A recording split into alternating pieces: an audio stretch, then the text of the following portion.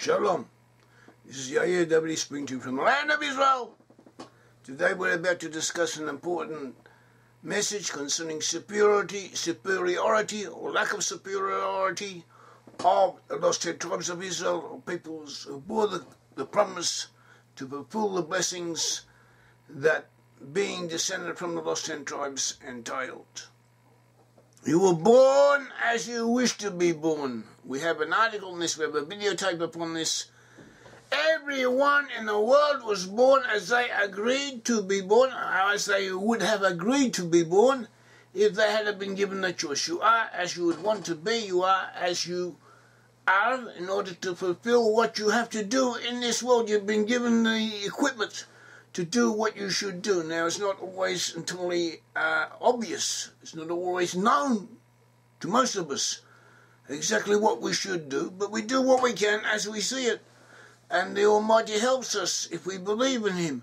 But very often there are trials, tests, difficulties. And if we merit, we get through them. If not, we have problems. But this is the way things go. So the question came up.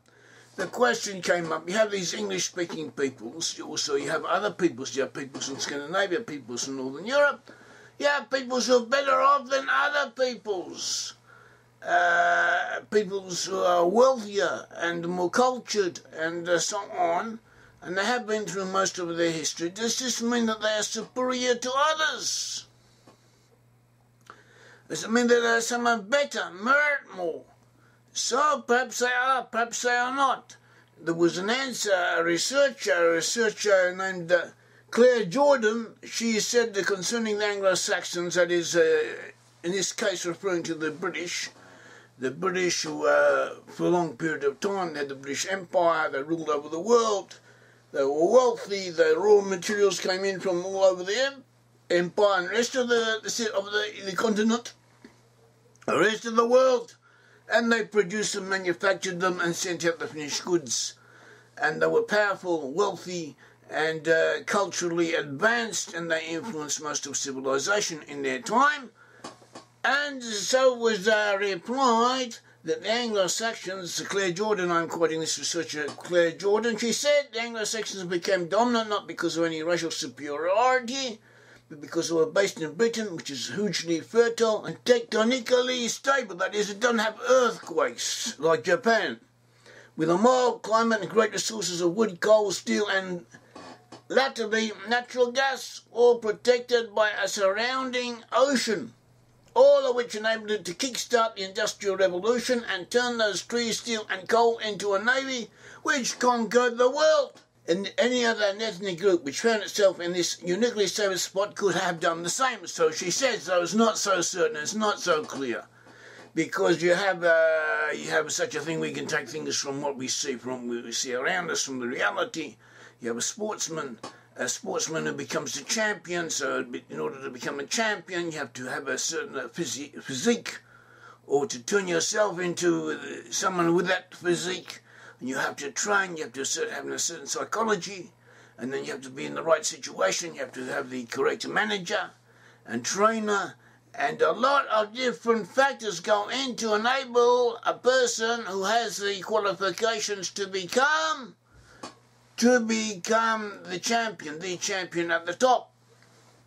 And there are quite a few others who have the same qualifications, the same basic initial starting points, one could say, as others. But only one of them makes it. So and that person often has some special quality, as well as having the other factors working in his favour that enable him to get where he does. So too, you have the Anglo-Saxons, you have the English-speaking people, you have the people in Britain who are so placed in such a situation that enable them to become a great nation. But the same people, they also gave rise, out of them emerged another people who settled in North America, and in the USA they did the same thing all over again.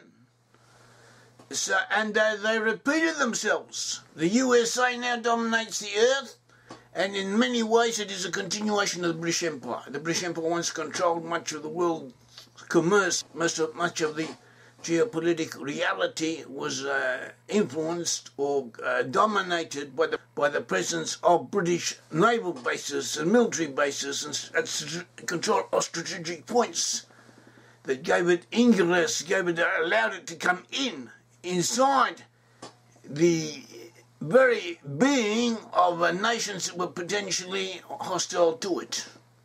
And so the USA is doing the same thing with bases, established bases all over the world, especially bases that enable it, at least potentially, to dominate hostile peoples that are potentially hostile to it, or to dominate the avenues, the supplies of raw materials to these peoples.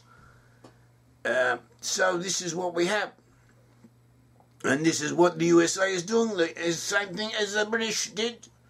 In the same way as the British also enjoyed the bounty of the world's oceans through its colonies, through its empire, through its own natural resources, so the USA is doing. So this indicates already that there must be something more than sheer coincidence. They are doing it, others didn't do it, and they are doing it not for centuries after centuries. And when they have almost finished or getting old, one could say, and are doing it a little less, their offspring continue to do it even more so. So this tells us that there's something special about these people who are doing such a thing. Because this is indeed the case, because we believe that these peoples, the British and the Americans, are basically descendants of the Lost Ten Tribes, and that the tribes of Joseph, Ephraim and Manasseh are dominant amongst them. And Joseph received a special portion of the blessings. He received an extra portion of the blessings. He receives the portions of the forefathers of Jacob. And Jacob said that the blessings of the forefathers would devolve on Joseph many times over than they would elsewhere. And this is what we have. It says, concerning Abraham, I will make you a great nation, I will bless you, I will make your name great, and you will be a blessing. I will bless those who bless you, and whoever curses you I will curse, and all peoples on the earth will be blessed through you. So too, in Genesis 18:19 it says, since Abraham shall surely become a great and mighty nation, and all the nations of the earth shall be blessed in him. For I have known him, that he may command his children and his household after him, that they keep the way of the Lord into righteousness and justice, that the Lord may bring to Abraham what he has spoken to him. Notice that the blessing had to be fulfilled. It says, Abraham shall become a great and mighty nation, and all the nations shall be blessed in him. That is, first he would become a great and mighty nation, and then all the nations of the earth shall be blessed in him. In order that he may command his children and his household after him, they keep the way of the Lord to do righteousness and justice.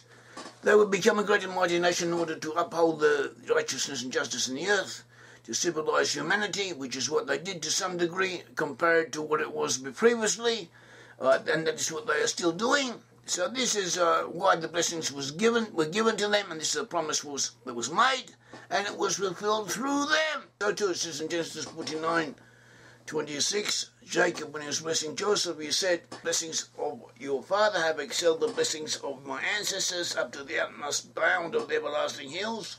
They shall be on the head of Joseph, and on the ground of the head of him who was separated from his brothers. So this Joseph would receive the blessings promised to the forefathers, to Abraham, to Isaac, and to Jacob, and he would receive them several times over. He would receive an extra special portion of them, and that is what we find amongst the English-speaking peoples, as compared to their brothers who are partly from Lost Ten Tribes in France, in Holland, in Scandinavia, and so on. So this was the blessings. This is what happened. This is what was fulfilled, and through this we know that this is where the Lost Ten Tribes are. There are other blessings in the Bible concerning the Lost Ten Tribes.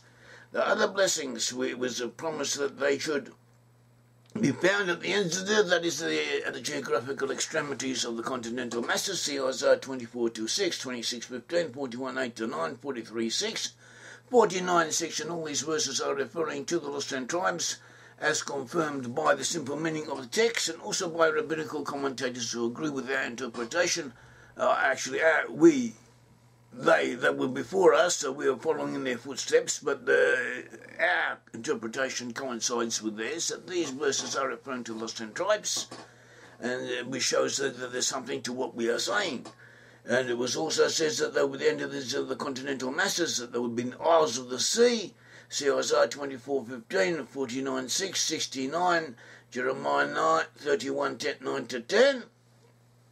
That would also be associated with the Atlantic Ocean area, that is Tarshish, 69.